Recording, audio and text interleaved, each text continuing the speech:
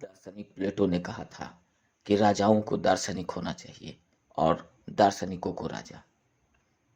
1962 ईस्वी में डॉक्टर सर्वपल्ली राधाकृष्णन भारत के राष्ट्रपति बने। तब दार्शनिक बर्ट्रैंड रसेल ने कहा, यह विश्व के दर्शन शास्त्र का सम्मान है कि भारतीय गणराज्य ने डॉक्टर सर्वपल्ली राधाकृष्णन को राष्ट्रपति के रूप में चुना और एक दार्शनिक होने के नाते मैं बेहद खुश हूं। भारत ने प्लेटो को सच्ची श्रद्धांजलि दी है। राष्ट्रपति बनने के बाद डॉक्टर सर्वपल्ली राधाकृष्णन से मिलने उनके कुछ छात्र तथा मित्र पहुंचे। उन लोगों ने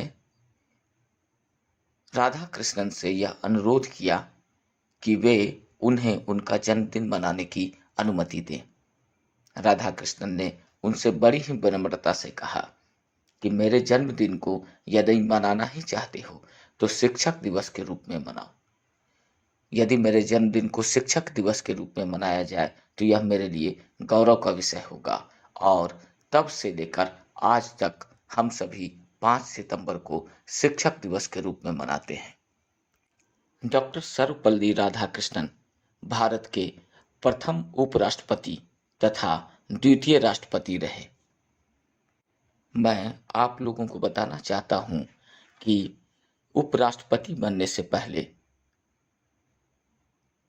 डॉक्टर राधाकृष्णन भारत के राजदूत भी रहे हैं। 12 जुलाई 1949 ईस्वी को भारत सरकार ने डॉक्टर सर्वपल्ली राधाकृष्णन को राजदूत बनाकर मॉस्को भेजा। उस समय रूस के राष्ट्रपति स्टालिन हुआ करते थे, जो भारत के लिए बहुत अच्छी राय नहीं रखते थे। मॉस्को में भारत की एक नकारात्मक छवि बनी हुई थी।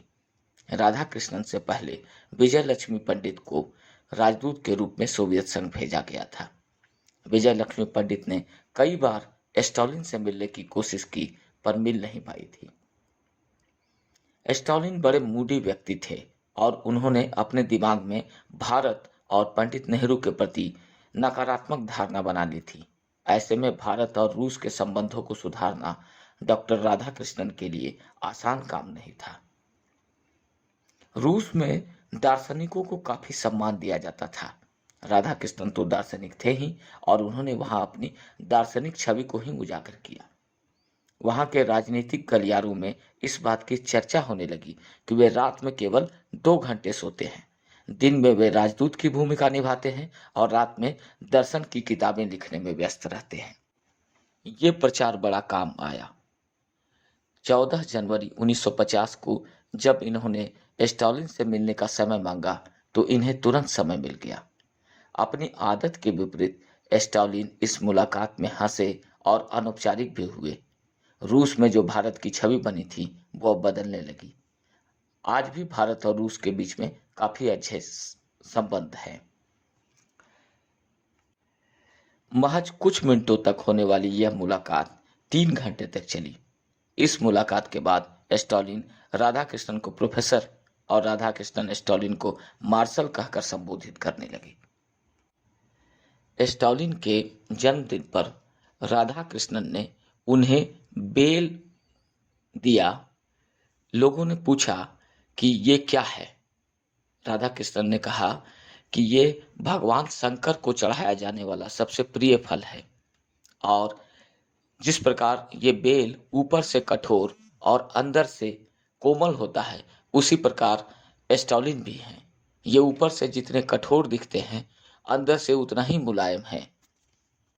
स्टालिन को उस समय आयरन मैन कहा जाता था और स्टालिन के व्यक्तित्व के बारे में ऐसा सुनकर लोग काफी आश्चर्यचकित हुए और स्टालिन खुद भी इस बात से काफी प्रभावित हुए।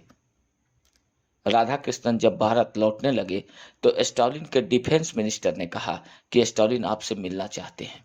ये वही स्टालिन हैं जो भारत के राजदूत को मिलने का समय नहीं देते थे और आज उन्होंने अपने डिफेंस मिनिस्टर से कहलवाया कि वे भारत के राजदूत से मिलना चाहते हैं। राधाकृष्णन जब उनसे मिलने पहुंचे तो स्टालिन काफी खुश हुए। राधाकृष्णन ने स्टालिन के गाल थपथपाए और सिर तथा पीठ पे हाथ फेरा। स्टालिन भावुक हो गए और उन्होंने कहा कि आप पहले व्यक्ति हैं जिन्होंने मेरे साथ मानवीय व्यवहार किया और आपने मुझे दैत्य नहीं समझा।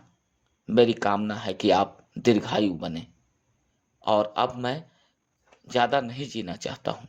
और वास्तव में 6 महीने के बाद ही स्टालिन का निधन हो गया।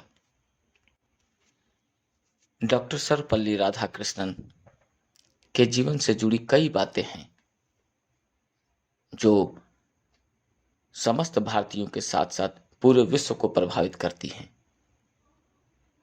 आज उनके जन्मदिन को हम लोग शिक्षक दिवस के रूप में मना रहे हैं। राधाकृष्णन कहते थे कि मैं शिक्षक कहलाना ज़्यादा श्रेष्ठ समझता हूँ। तो ऐसे महान विभूति को हम सब नमन करते हैं।